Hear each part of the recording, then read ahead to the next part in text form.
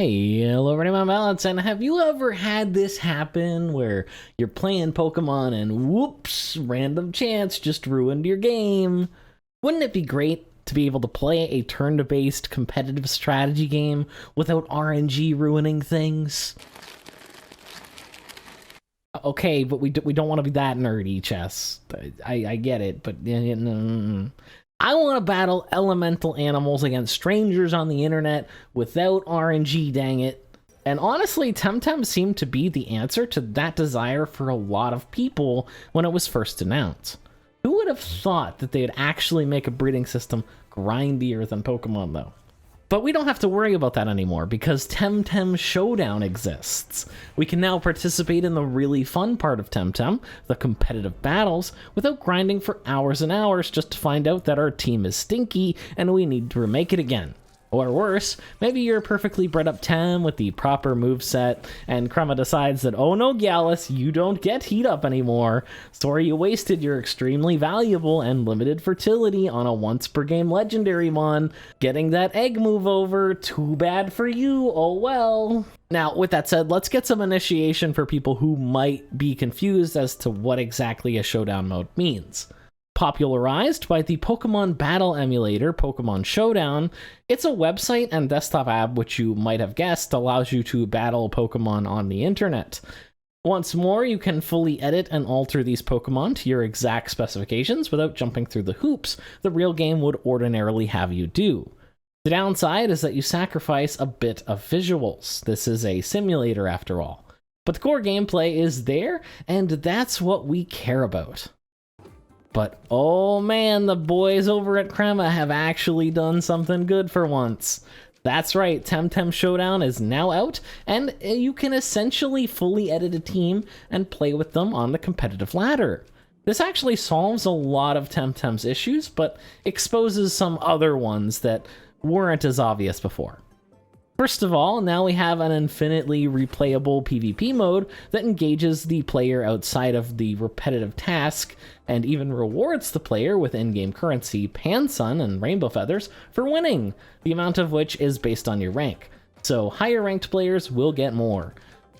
As for the actual income, I don't think it's going to beat raw grinding, however the bonus is that it doesn't actually feel like a grind. Competitive battles are fun, and this bonus money can be used to customize your character or decorate your house, or if you're a crazy person, I guess you could make Tems with it, but you don't really need to.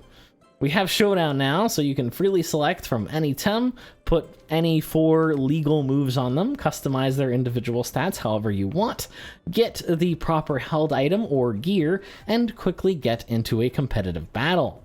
Temtem takes competitive battles very seriously. There's even a pick and ban phase at the start of each game, which in a sense prevents a single Tem from being overbearing, but I'd argue that the pick-ban phase makes it considerably harder to make a cohesive teams of Tems that support each other. That, compiled with the arguably limited selection of Temtem, makes for a pretty shallow metagame compared to its contemporary. An example of this would be Nagai's, who has a special ability to reverse the speed tiers, essentially Trick Room from Pokemon, but this is literally the only source of it in this game.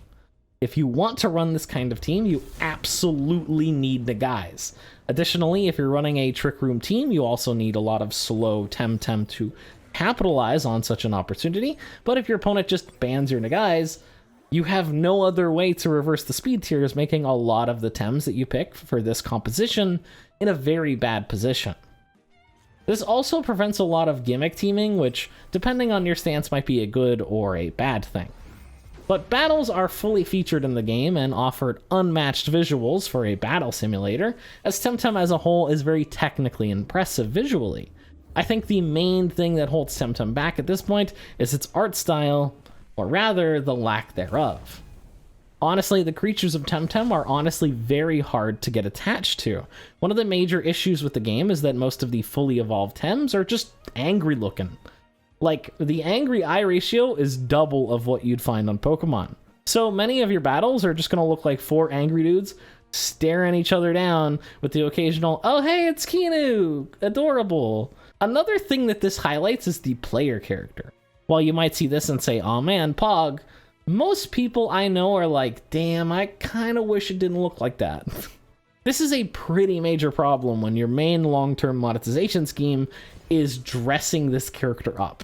I don't know if this will keep players hooked during downtimes, which honestly brings us another issue. There ain't a whole lot of people playing Temtem, so you'll have issues finding matches in decent time frames, and I imagine that once you get higher on the ladder, there will be very few players able to keep up with you, which can result in boring, predictable games that really don't challenge you.